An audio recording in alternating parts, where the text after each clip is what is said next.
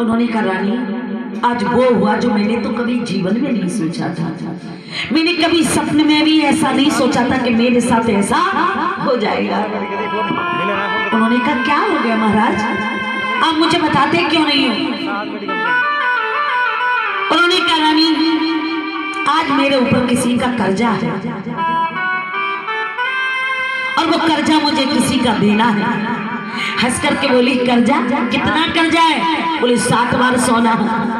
हंस करके बोली अरे महाराज, तुम भी 60 बार सोने की वजह से घबरा गए?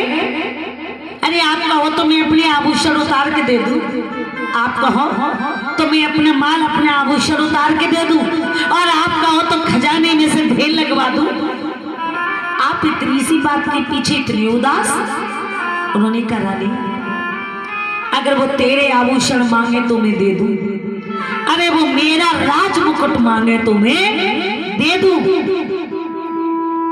लेकिन तारा वो ऐसा कर्ज है कि जब मेरे पास ही कुछ नहीं है तो मैं उसको दे क्या दूं?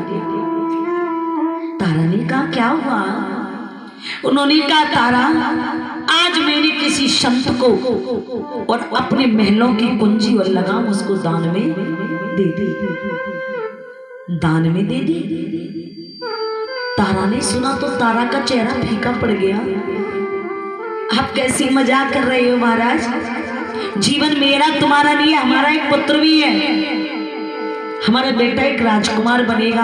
आप सोच भी सकते हो कि अगर आपने सब कुछ दान में दे दिया तो हम भिखारी बन जाएंगे?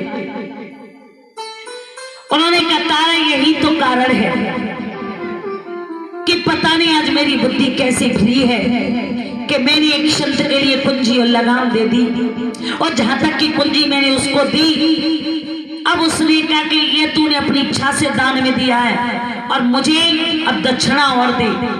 तो दक्षिणा में उन्होंने मुझसे 60 बार सोना मांगा है। अब मैं यही सोचता हूं तारा कि जब सारे राज्य पर उनका अधिकार हो गया तो अब मेरे तन के सिवा मेरे पास कुछ बचा नहीं। मैं उनका 60 बार सोना कहां से दूंगा? और अगर मैंने नहीं दिया तो मेरा धर्म चला जाएगा। पर तारा, मैं प्राण दे सकता हूं, मैं धर्म नहीं जाने दूंगा। तारा ने कहा प्रभु, हे प्रभु, हे परमात्मा, तूने कैसी मुसीबत लाकर खड़ी कर दी? अब तो हरिश्चंद्र के चेहरे की तितलियां उड़ गई। तब तो को आवाज लगा दी गुरु विश्वामित्र जी ने, अरे ओ राजन, अरे 60 बार सोना देना है तो दे, वरना मना कर, मैं जाता हूं तेरे यहां से वापस। अब तो हरिश्चंद्र सोचे कि अगर संत जी, ये संत भगवान यहाँ से गए वापस, इन्होंने राज्य से बाहर कदम रखा खाली हाथ, और मेरा धर्म गया। अब तो महाराज सोचने लगे मैं करूं तो करूं क्या? मेरी तो कुछ समझ में नहीं आता, कहां जाऊं, किससे कहूं? उसी समय देखना दौड़े दौड़े गए, बोले महाराज, अब मेरे तन के सिवा और किसी चीज पर, किसी वस्तु पर मेरा कोई अधिकार नहीं है। महाराज, ये राज मुकुट,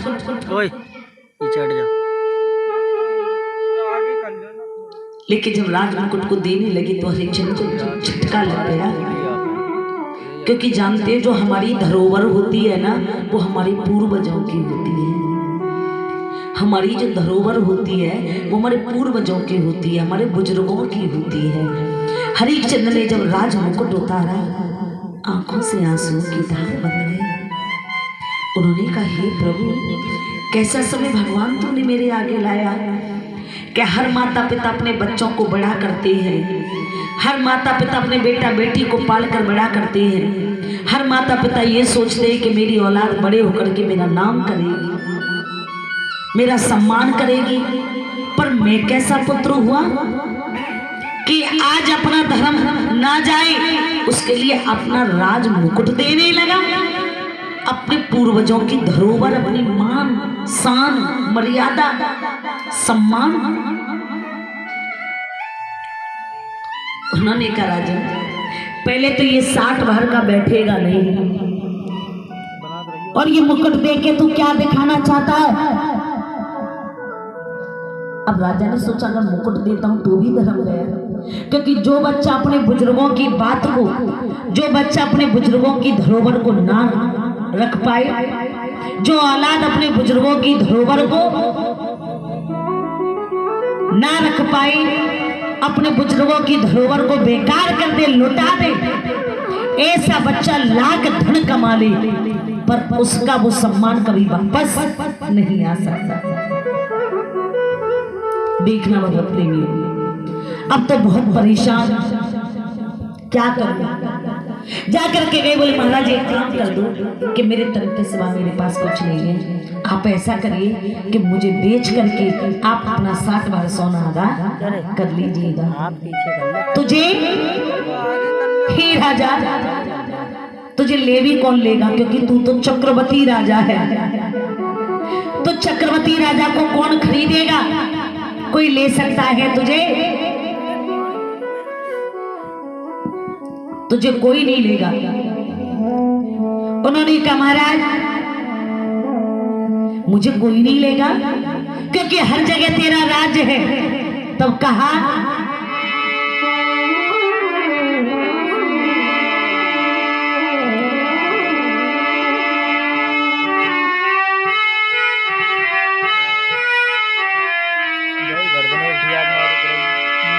कि हर जगह तेरा राज है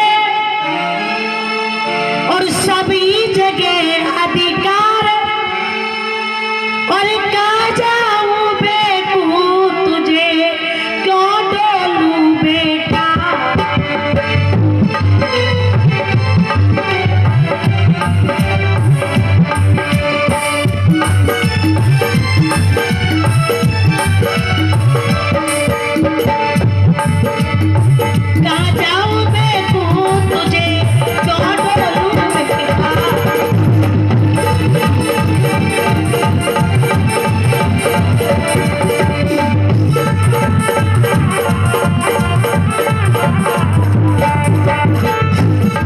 उन्होंने कहा कि हर जगह तेरा राज्य है, सभी जगह अधिकार। अरे कहाँ जाऊं बेकू तुझे क्यों डोलूं बेकार। राजा हर जगह तो तेरा राज्य है, तुझे कोई खरीदने वाला है तो मैं क्यों घूमूं वापस। उन्होंने कहा अगर ऐसी बातें है, अब तो महारानी बोली, राजा ने कहा कि तारा अब तो ये भी नहीं हो सकता, क्योंकि कह रहे संत मुनि जी के मुझे भी कोई खरीदने वाला नहीं होगा। तब रानी ने कहा कि ना महाराज आप परेशान मत होइए, आपका